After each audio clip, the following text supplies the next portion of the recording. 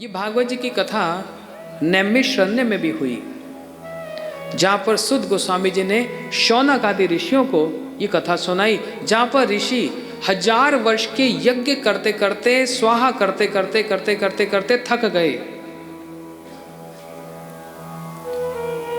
परंतु उनको उस यज्ञ से संतुष्टि नहीं हुई।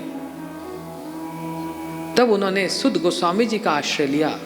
सुत सुत महाभागा, अरे बड़े भाग्यशाली है सुत गोस्वामी जी, जब आप शुकदेव गोस्वामी जी के चरणों में बैठकर उनसे कथा सुने, वही कथा आप हमको श्रवण कराइए। वही सुत गोस्वामी जी कौन? वो थे रोमर्शन सुत के पुत्र। रोमर्शन सुत जो पुराणों की कथा को कह रहे हैं, और जिन कथाओं में श्रोता कौन? सारे ऋषि मंडल विराजमान।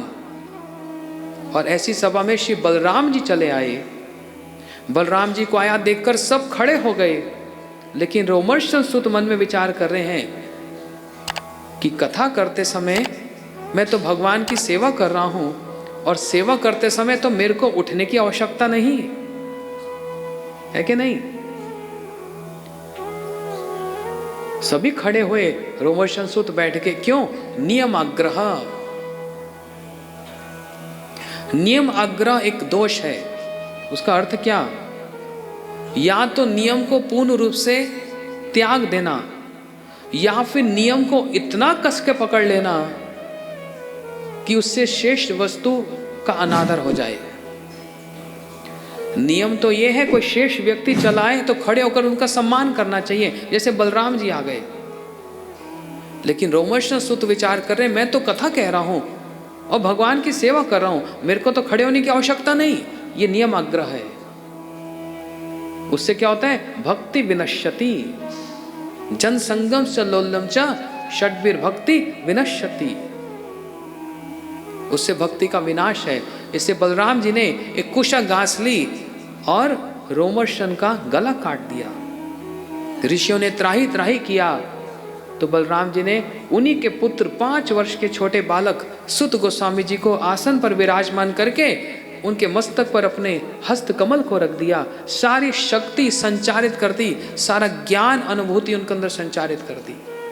वो श्री बलराम जी जिनके मस्तक पर हाथ रख दें उनको भक्ति प्राप्त हो जाए, वही सुत गोस्वामी जी उन ऋषियों की सभा में कथा सुना रहे हैं, है ना? इसलिए कहा कि यज्ञ से भी श्रेष्ठ है साधु संग, सभी व्रतों से दानों से भी श्रेष्ठ है भक्ति।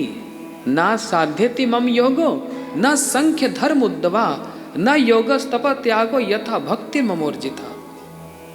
सांख्य योग के द्वारा नहीं, तपस्या के द्वारा नहीं, दान व्रत के द्वारा नहीं, जैसे मैं भक्ति के द्वारा वशीभूत हो जाता हूं। तो भगवान के वशीभूत करने की जो एक विधि है वह है श्रीमद् भागवत जी की कथा। इसलिए कहा सद्यो हृदय वृद्धति कृतिभि शुष्यव्य तत्क्षणात् धर्म प्रोजित कहितो अत्रो परमो निर्मत्सर नाम सताम वेद्यम वास्तव अस्त्रवस्तु शिवदम ताप त्रायन मूलनम श्रीमद् भागवत महामुने कृत्य किम व परिरीश्वरा सद्यो हृदय वृद्धति कृतिभि शुष्यव्य तत्क्षणात्। एक व्यक्ति सिर्फ बोर्ड पढ़ा, रमन बिहारी गौड़िया मठ में 7 दिवसीय भागवत कथा। अच्छा, मैंने सोचा था कभी सुनूंगा, मेरे को सुनने की बड़ी इच्छा है, बड़ी इच्छा है। ये मैं नहीं कह रहा, अब ये भागवत जी की फलश्रुति है। दूसरा श्लोक, सद्य उसी समय उसको भगवान की कृपा की प्राप्ति, और उस कृपा प्राप्ति के कारण भगवान उसके हृदय में अवरुद्ध हो जाए, बैठ जाए। कृत्य भी शुष्यव्य तत्क्षणात्, तत्क्षणात् उसी समय। लेकिन भगवान ऐसे किसी के हृदय में बैठ जाते हैं? ऐसे ही पापी तापी, हाँ मैंने बोर्ड देख लिया, भागवत जी सुनने जाऊंगा, भगवान बैठ गए हृदय में?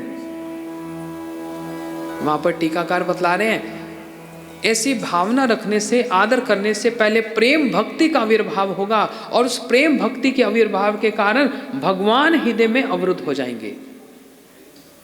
अर्थात वो प्रेम भक्ति के कारण, प्रेम भक्ति की प्राप्ति का एक उपाय, जो साधन, वो श्रीमद् भागवत जी है। बोलो श्रीमद् भागवत महापुराण की जय, श्री वेद व्यास जी की जय, श्री सुखदेव गोस्वामी की जय, श्री परीक्षित महाराज की जय।